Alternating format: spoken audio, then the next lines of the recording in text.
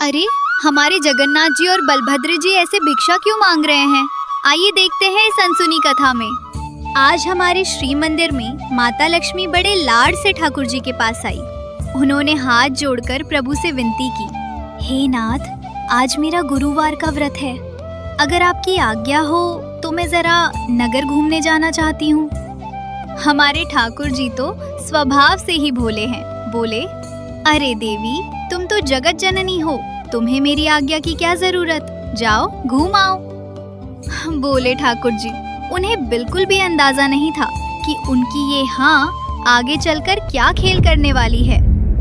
माता लक्ष्मी ने एक बूढ़ी ब्राह्मणी का रूप धरा और नगर में घूमने निकली। घूमते घूमते वे श्रेया नाम की एक भक्त महिला के घर जा पहुंची। श्रेया बेचारी सुबह सुबह आंखों में आंसू लिए माँ की पूजा कर रही थी। माता का दिल पिघल गया।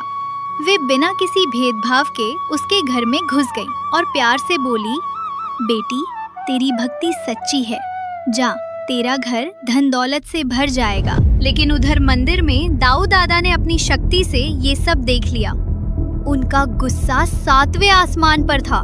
वे दौड़ते हुए आए और गरजे, लला, ओ लला, कहाँ है तू? जगन्नाथ जी घबरा गए और बोले, क्या हुआ दाऊ दादा, आप इतना गुस्सा क्यों कर रहे हैं? बलराम जी ने डांटते हुए कहा, तेरी पत्नी ने हमारी नाक कटवा दी। एक छोटी जाति के घर होकर आई है, अब उसे कह दे कि मंदिर के अंदर कदम ना रखे। जगन्नाथ जी बहुत दुखी हो गए। बोले, दादा, आज उनका व्रत था, वो तो गरीबों का दुख दूर करने गई थी। बलराम जी ने पैर पटकते हुए कहा, बस, मैं कुछ नहीं सुनना चाहता। अगर वो अंदर आई तो मैं बाहर चला जाऊंगा। अब तू चुन ले, तेरा बड़ा भाई या तेरी पत्नी। उसी वक्त माता लक्ष्मी दरवाजे पर आ गई। जगन्नाथ जी ने नजरें झुका ली और धीरे से कहा, देवी, दादा नाराज हैं, तुम अंदर नहीं आ सकती। ये सुनकर माता लक्ष्मी की आंखों में आंसू आ गए। वे गुस्से में बोली, अच्छा, जिस पति के लिए मैंने सब छोड़ दिया वो आज मुझे घर से निकाल रहा है। माता ने अपना पल्लू झटका और बोली, तो सुनिए जगन्नाथ, आज मैं आपको श्राप देती हूँ। जिस खाने और खजाने पर आप दोनों भाइयों को इतना घमंड है ना, वो सब मेरे साथ जाएगा। 12 साल तक आप दोनों दाने दाने को तरसोगे। जब मैं अपने हाथों से खिलाऊंगी तभी आपका पेट भरेगा। इतना कहकर माता वहां से चली गई। वे सीधे समुद्र किनारे पहुंची और विश्वकर्मा जी से बोली, मेरे लिए यहाँ एक ऐसा महल बनाओ जो मंदिर से भी सुंदर हो। इसके बाद उन्होंने वेतालों को बुलाया और हुक्म दिया, जाओ, मंदिर खाली कर दो। राशन, पानी, गहने और वो गद्दे भी उठा लाओ जिन पर वो दोनों भाई अकर कर सोते हैं। वेताल डरते हुए बोले, माता, अगर प्रभु जाग गए तो? माता आराम से बोली, फिक्र मत करो, मैंने निद्रा देवी को वहां भेज दिया है। अगली सुबह जब दोनों भाई सोकर उठे तो नजारा ही कुछ और था। बलराम जी ने अपनी कमर पकड़ी और चिल्लाए, अरे लला, ये मेरा पलंग कहाँ गया? हम जमीन पर क्यों पड़े हैं? जगन्नाथ जी ने चारों तरफ देखा, मंदिर खाली पड़ा था। वे मुस्कुराए और बोले, दादा, लक्ष्मी गई तो सब ले गई। बलराम जी ने मुंह बनाया और कहा, जाने दे, एक औरत के जाने से हम भूखे थोड़े ही मरेंगे। हम मर्द हैं, अपना खाना खुद बना लेंगे। चल रसोई में। वे रसोई में गए, पर डिब्बे खाली थे। बलराम जी हैरान रह गए। बोले, अरे, भंडार घर देख। जगन्नाथ जी ने कहा, दादा, वहाँ तो चूहे दौड़ रहे हैं। प्यास लगी तो तालाब पर गए। बलराम जी बोले, थोड़ा पानी ही पी लेते हैं। पर जैसे ही झुके, पानी सूखकर कीचड़ बन गया। शाम तक भूख से दोनों का बुरा हाल हो गया। बलराम जी थक हार कर बोले, चल लला, अब तो भीख मांगना ही पड़ेगा, भेष बदल ले। फटे पुराने कपड़े पहनकर दोनों भाई नगर में निकले। दरवाजा खटखटाकर बोले, माई, 2 भूखे ब्राह्मण हैं, कुछ खाने को दे दो। पर माता सरस्वती ने लोगों का दिमाग फेर दिया था। लोग उन्हें भगाने लगे, भागो यहाँ से, तुम तो चोर लगते हो। एक जगह किसी ने चावल दिए तो बर्तन गायब हो गया। एक योगी से फल मांगा तो उसकी टोकरी खाली हो गई।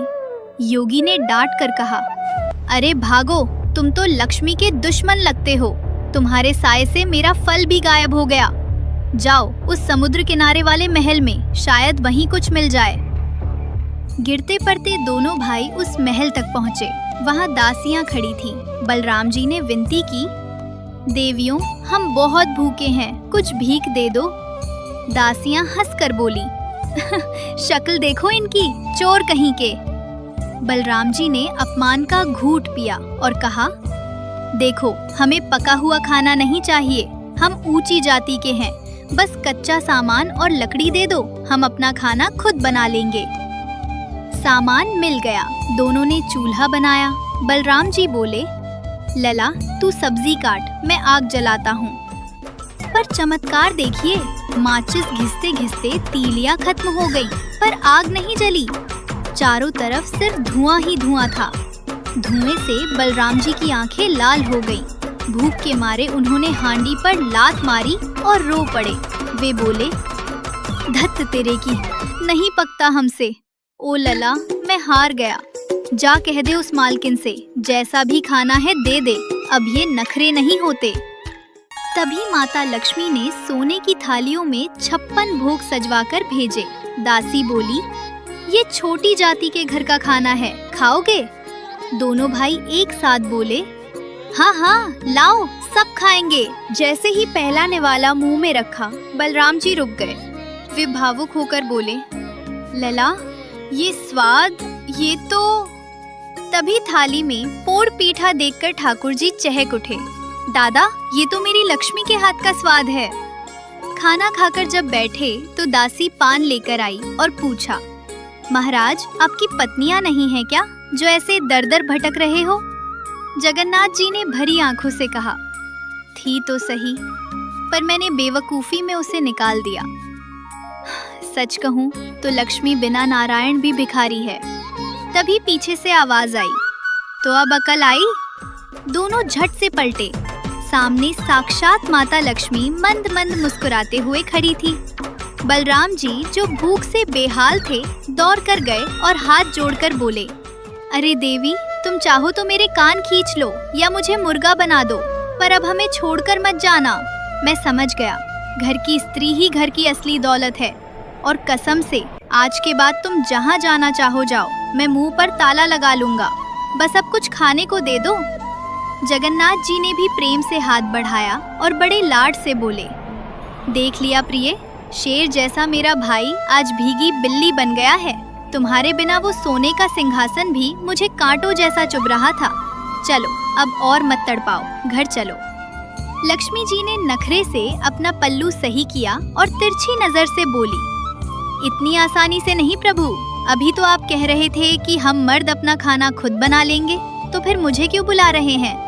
बलराम जी ने पेट पर हाथ फेरते हुए कहा, अरे देवी, वो मर्द वाली बात मैंने वापस ले ली। वो तो भूख में मेरा दिमाग घास चरने गया था, अब माफ भी कर दो। माता लक्ष्मी हंस पड़ी और बोली, ठीक है, पर मेरी एक शर्त है। क्या? माता गंभीर होकर बोली, वचन दीजिए, आज से मेरे महाप्रसाद में कोई जाति पाति नहीं होगी। मेरा प्रसाद कैवल्य कहलाएगा। एक ब्राह्मण एक चांडाल के हाथ से छीनकर भी प्रसाद खा सकेगा और कोई अपवित्र नहीं होगा। क्या ये मंजूर है?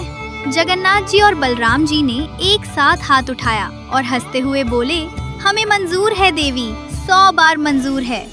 और बस ठाकुर जी अपनी रूठी हुई लक्ष्मी को मनाकर गाजे बाजे के साथ वापस मंदिर ले आए। बलराम जी सबसे आगे नाचते हुए जा रहे थे, क्योंकि उन्हें पता था कि आज फिर से 56 भोग मिलने वाले हैं। अगर आपको ये वीडियो और जगन्नाथ जी की ये लीला पसंद आई हो तो लाइक, शेयर और सब्सक्राइब करना ना भूलें। और प्रेम से बोलिए, जय जगन्नाथ स्वामी जी की, जय महालक्ष्मी जी की।